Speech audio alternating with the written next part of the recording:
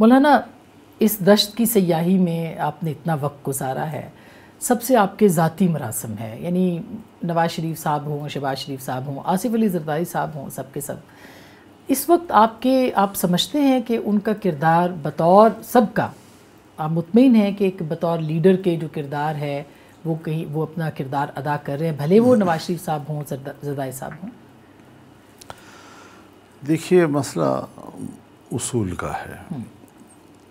اگر میں نے 2018 کے الیکشن کو اس لیے قبول نہیں کیا کہ دھاندلی ہوئی ہے، اگر ہم نے 1977 کے الیکشن کو اس لیے قبول نہیں کیا تھا کہ دھاندلی ہوئی ہے، تو 2024 کے الیکشن پر بھی ہمارا اتفاق ہے کہ دھاندلی ہوئی ہے اور بہت بڑی دھاندلی ہوئی ہے. اب ان کی کیا مجبوری تھی اور کن مجبوریوں کے تحت، حالانکہ آپ کو یاد ہوگا جب 2018 میں زرداری صاحب نے کہا کہ دھاندلی ہوئی ہے تو اس وقت بھی ان کی سندھ میں اکثریت تھی اور حکومت بنائی. تو آج بھی اگر پنجاب میں ان کی اکثریت ہوئی یا سندھ میں پیپلز پارٹی کی اکثریت تھی تو مجموعی طور پر ملکی الیکشن کے بارے میں کوئی مشکل نہیں تھا کہ وہ کہیں کہ بھئی یہ زیادتی ہوئی ہے. لیکن انہوں نے 2018 کے نتائج کو تو قبول نہیں کیا، لیکن 2024 کے نتائج کو انہوں نے تسلیم کر لیا. تو ہم نے تو اپنے اصول پہ قائم رہے ہیں، اور پی ڈی ایم میں شامل جماعتیں حکومت کر رہی ہیں اور ان کا سربراہ اپوزیشن کر رہا ہے. آپ کے پاس یہ چانس تھا کہ آپ بھی حکومت کا حصہ بنتے؟ مجھے تو بہت کہا گیا، یہاں پر کتنے جرگے آئے، کتنے انہوں نے میرے اوپر پریشر ڈالا، لیکن میں نے کہا میں اس ہجوم کے ساتھ حکومت میں نہیں بیٹھ سکتا. تو اب آپ فریش الیکشنز کا مطالبہ کرتے ہیں یا آپ سمجھتے ہیں کہ جو کہ اب آ بھی چکا ہے آپ کا منظر عام پر، لیکن ممکن نظر آتا ہے آپ کو کہ اس پہ عمل ہوگا؟ یہ الگ بات ہے، کوئی چیز ممکن نظر آتی ہو یا نہ نظر آتی ہو،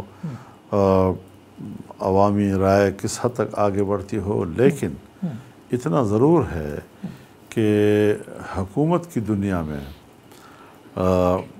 مؤثر سیاسی قیادت یا مؤثر سیاسی شخصیات وہ پس منظر میں جا رہی ہیں، اور عوام جن کو لیڈر نہیں کہتی وہ اگر سامنے لائے جائیں گے اس لیے کہ اکثریت بنا کر کمزور لوگوں کے ذریعے سے اپنی مرضی کی قانون سازیاں کروائی جائیں گی، تو پھر ظاہر ہے جی کہ یہ چیزیں پھر نقصان کرتی ہیں.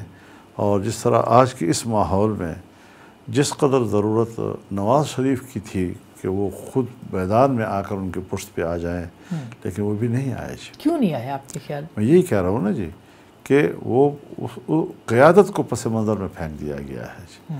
اور یہ سوچنا ہے اسٹیبلشمنٹ کو اس حوالے سے کہ اس طرح کے الیکشن کہ جس میں صرف ان کے مرضی کی قانون سازیاں ممکن ہوں تب حکومت بنے گی، یہ شاید نہ ملک کے لیے بہتر ہے اور نہ ان کے لیے بہتر ہے. آپ کو میاں صاحب سے یہی شکوہ ہے کہ وہ خود بھی پیچھے نہیں ہیں، ان کو دھکیلا بھی گیا ہے، وہ خود بھی تو آ سکتے ہیں، ان کے اپنے بھائی کی حکومت ہے، ان کی بیٹی کی حکومت ہے، بس حکومتیں بن گئی ہیں جس کی اس پہ وجہ انہوں سے نے کمپرومائز کر لیا ہے. خاموش ہو گئے، کیا کرنا ہے، کمپرومائز کریں یا نہ کریں. لیکن اور عمران خان صاحب کے بارے میں آپ کیا کہتے ہیں؟ اس وقت کہا جا رہا ہے کہ قومی یکجہتی کے لیے ان کو رہا کیا جائے. ان کو دیکھیے رہائی کا معاملہ نہ میرا ہے نہ آپ کا ہے، عدالتوں کا ہے. عدالتیں جو ہے اگر اس کو رہا کرتی ہیں تو سب سے پہلے میں خوش آمدید کہوں گا اس کو جی. لیکن ایسی چیزیں کہ جو ہمارے دائرۂ کار میں نہیں آتی اور صرف ہم تو لیڈر جیلوں میں جاتے ہیں اور وہ جیل میں ہوتے ہیں، پارٹیاں باہر فیصلے کرتی ہیں، ان میں یکسوئی ہوتی ہے. یہاں تو عمران خان جیل میں ہے تو یکسوئی بھی موجود نہیں ہے پارٹی کے اندر، تو کس کے ساتھ بات کر کے اتحاد کی باتیں کی جائیں؟ یکسوئی نہیں ہے، یہ اختیار نہیں ہے ان کی پارٹی کے پاس، دونوں چیزیں. تو یہ چیزیں ہوتی ہیں جو ظاہر ہے کہ ان کا کارکن بھی محسوس کر رہا ہے اس ساری صورتحال کو، اور وہ اس کی وجہ سے فکر مند بھی ہے، پریشان بھی ہے کارکن جو عام آدمی ہے. تو یہ ساری چیزیں مل کر ملک کے اندر طاقتور سیاسی نظام جو ہے اس کی نفی کو ہو رہی ہے. مولانا کوئی مشورہ جو آپ شہباز صاحب کو، شہباز شریف صاحب کی حکومت کو اور نواز شریف صاحب کو اور زرداری صاحب کو اس وقت دینا چاہیں؟